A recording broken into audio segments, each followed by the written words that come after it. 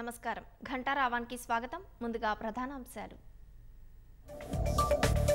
కాసేపట్లో ఢిల్లీ వెళ్లనున్న ముఖ్యమంత్రి రేవంత్ రెడ్డి వరద నష్టాన్ని కేంద్రానికి వివరించనున్న సీఎం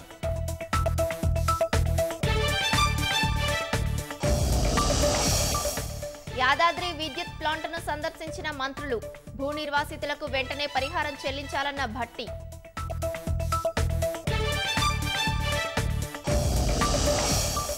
ఖమ్మం జిల్లాలో కేంద్ర బృందం పర్యటన వరదల వల్ల దెబ్బతిన్న పంటల పరిశీలన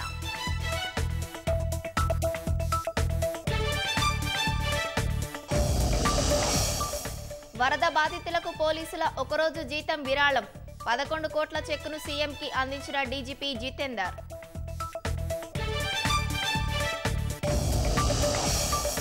ఉత్తరప్రదేశ్లో ఆగని తోడేళ్ల దాడులు ఇప్పటికే 10 మంది మృతి మరో 2 బాలికలపై దాడి